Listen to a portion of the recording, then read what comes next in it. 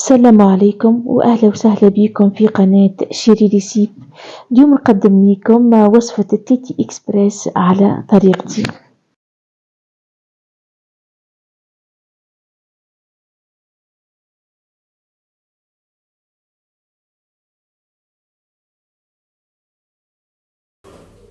أول حاجة نبدو بها هي تحميص التليتلي. إذا في القدرة نحط شوية زيت ونزيد عليهم غرفة زبدة ولا مارجرين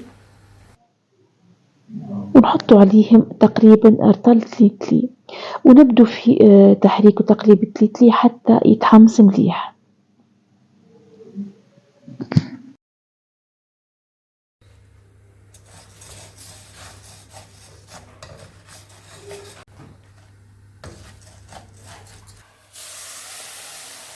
كي يتحمص التليتلي مليح نضيفو عليه الماء السخون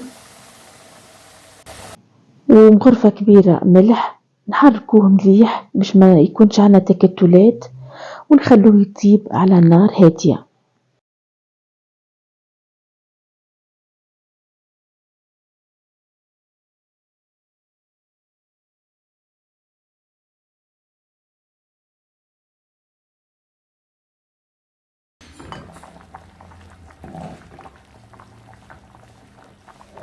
كي يطيب التليتلي نحطوه في كاسكاس باش يستقطر مليح من الماء، ومن بعد نروحو باش نحضرو المرق تاع التليتلي. في القدرة نحطو الدجاج، نزيدو عليها الزيت تقريبا 4 مغارف كبار زيت، ونزيدو عليها بصل مقطع وحبة طماطم مقطعة، نحركو ونقلبو مليح.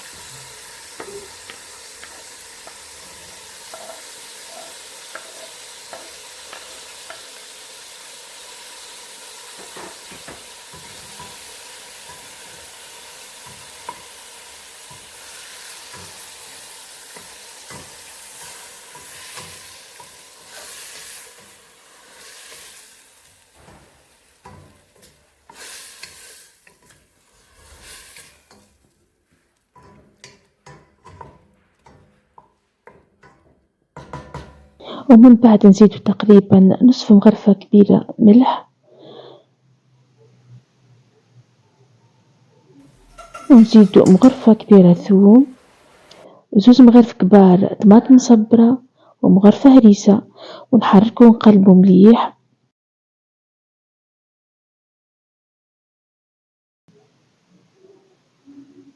ومن بعد نزيدو التوابل اللي هما الكركم، التوابل الكروية وتوابل الدجاج، نحركو مليح باش يتفوح الدجاج مليح.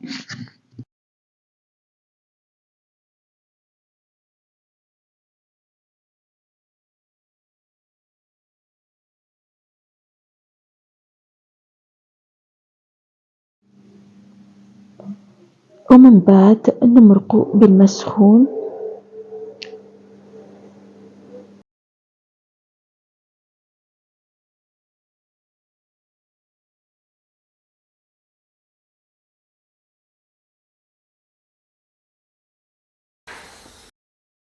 وما ننسوش نزيدو أوراق الرند والفلفل الأحمر يابس، ونغطو على القدرة ونخلو المرق يطيب على نار متوسطة. بعد ما استقطر تليتلي مليح من الماء نحطوه في قصعة، نزيدو عليه شوية زيت ونحلوه مليح بيدينا،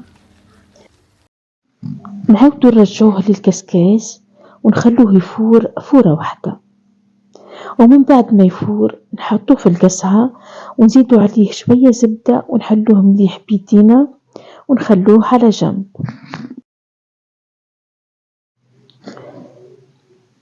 كي نشوفو الدجاج طاب نحوه من المرق،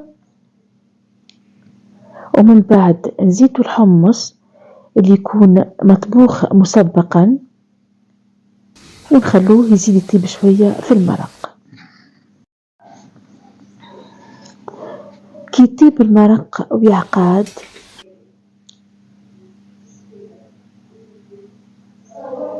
نصفوه في الكسكاس، ومن بعد نرشوه على النار ونبدو في إضافة التلتي بشوية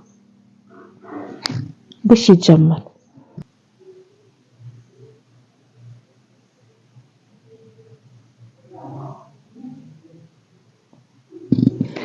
نحركو ونقلبو مليح التليتلي باش يتجمر، وما ننسوش نزيدو مغرفة زبدة، وهكا يكون الطبق تاعنا جاهز. نحطو التليتلي في طبق التقديم ونزينوه بالدجاج والحمص والبيض والفلفل الأخضر الحار المقلي. إن شاء الله تكون الوصفة عجبتكم، وما تنسوش تشجيعي بإعجاب وتعليق صغير ومتابعة. والسلام عليكم ورحمة الله تعالى وبركاته.